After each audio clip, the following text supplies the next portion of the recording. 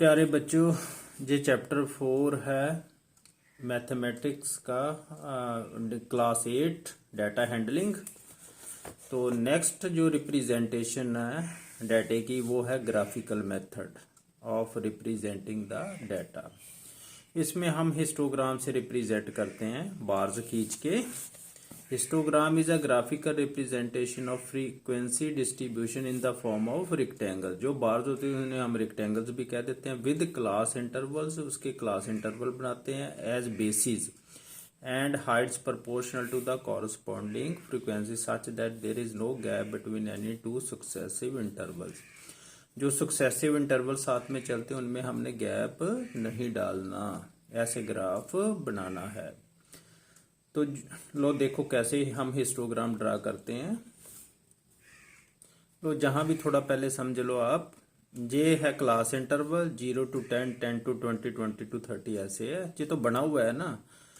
तो ये इसमें नंबर ऑफ स्टूडेंट्स बना, जो फ्रिक्वेंसी है उसको हम वर्टिकली वाई एक्सिस की तरफ रिप्रेजेंट करते हैं। ये जो डिस्टेंस हमने डिस्ट्रीब्यूट करना ना, जो इधर नंबर ऑफ स्टूडेंट्स वो एक जैसे होने चाहिए और क्लास इंटरवल भी कॉन्टिन्यूस होने चाहिए। इन्होंने इसमें हमने जगह नहीं छोड़नी। लो देखे कैसे बनता है ग्राफ।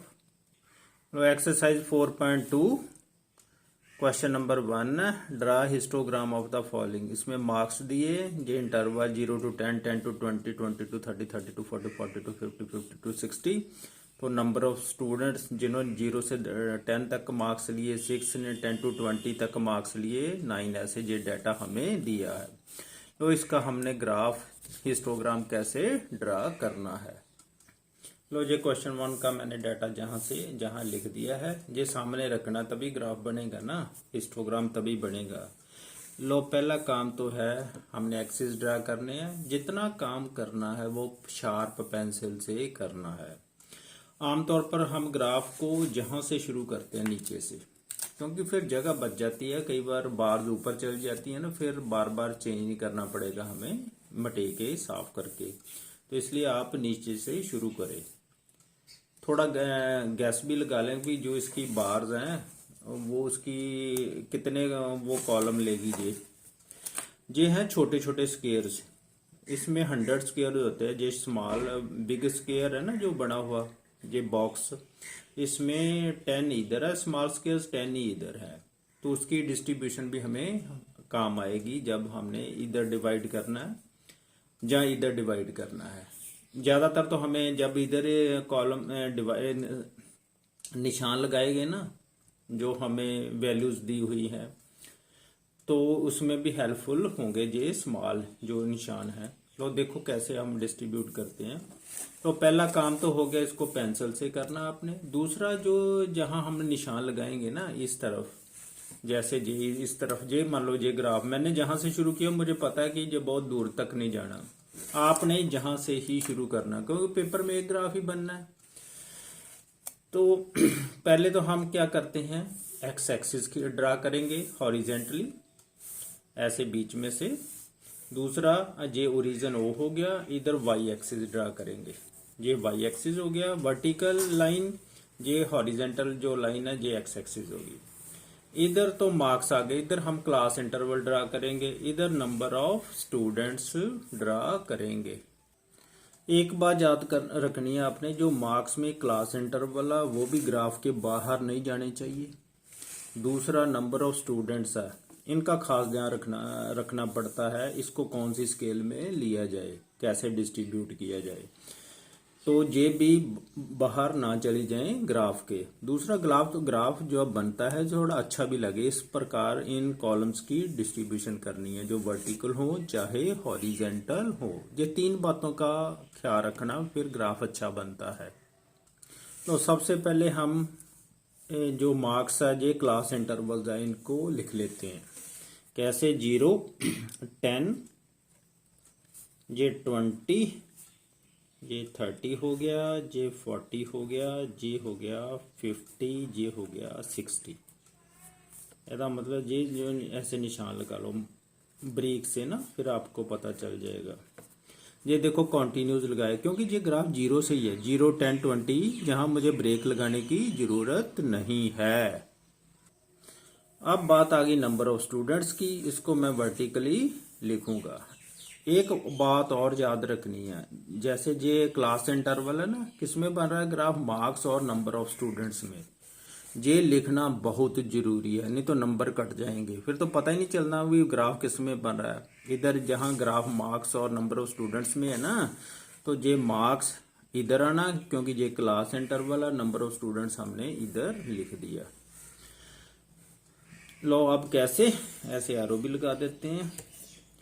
तो अब कैसे डिस्ट्रीब्यूट करना है, एक तो तरीका है कि हम ऐसे 1 2 3 10 10 के जो स्मॉल स्क्वायर है उसके पर निशान लगा ले। दूसरा तरीका 2 4 6 8 10 12 ऐसे लगा ले। ऐसे ग्राफ ना थोड़ा ज़्यादा क्लोज हो जाता है, तो मैं इस अब जहां निशान लगाने चला हूं एक एक करके कैसे ऐसे डिस्ट्रीब्यूट कर देंगे। 1 2 3 4 5 6 7 8 9 10 11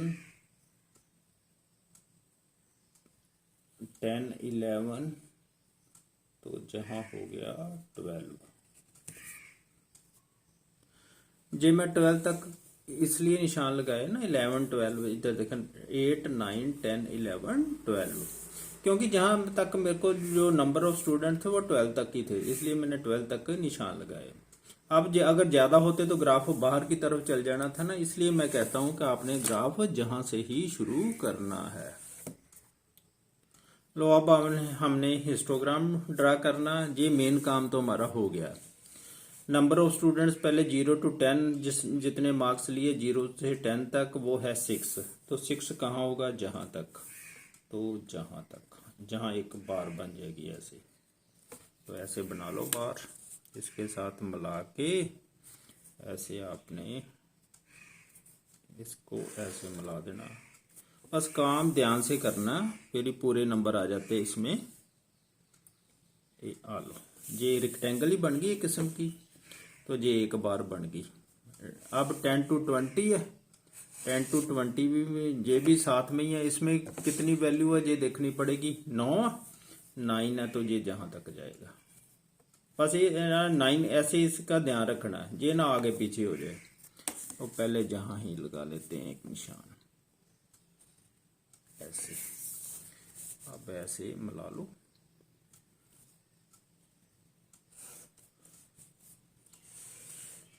ऐसे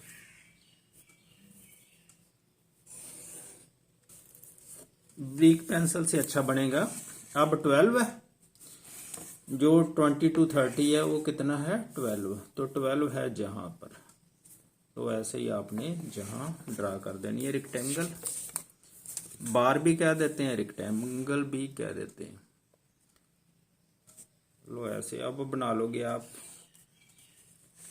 ऐसे, जहां से ऐसे ऐसे मिला के जहां तक है ना, ऐसे नीचे तक मिला देना। कैमरे में पूरा नहीं ना आ रहा, मुझे उम्मीद है आपको नजर आ रहा होगा। लो 3, तो आप देख लो ऐसा बन गया, 1 2 3। आगे 30 से 40 तक 8 है, 8 जहां तक का, तो 40 to 50 10 जहां तक हो गया, और 50 से 60 तक कितना 5 है, तो 5 हो जाना है। आपने साथ साथ में बनाना, ऐसे इकट्ठे निशान लगाओगे आपको प्रॉब्लम होगी, कोई गलती हो सकती है। 8 है ना 30 to 40, वो तो जहां बन जाना ऐसे, तो ऐसे इसे भी मिला लेते हैं इसके साथ। लो आगे 10, लो 10 जहां तक आया,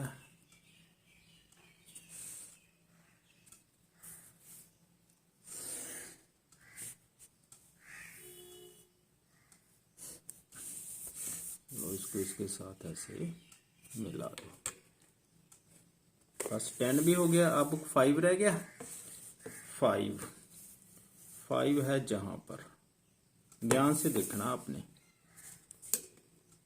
ऐसे मैं पेन से इसलिए बना रहा हूं कि आपको जरा नजर आ जाए, पेंसिल से नजर नहीं ना आता पूरा। तो बन गया हिस्टोग्राम।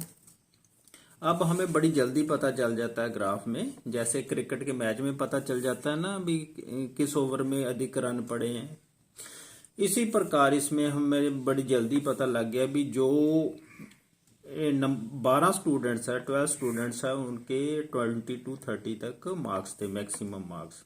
मिनिमम मार्क्स है जो 5 नंबर ऑफ स्टूडेंट है वो उनके कितने रहे, 50 से 60 के 50 से 60 तक मार्क्स रहे। ऐसे ग्राफ में बड़ी जल्दी हिस्टोग्राम में हमें पता चल जाता है कि किसके मार्क्स कम है, कितने नंबर ऑफ स्टूडेंट्स के मार्क्स अधिक है। ये बन गया हमारा हिस्टोग्राम।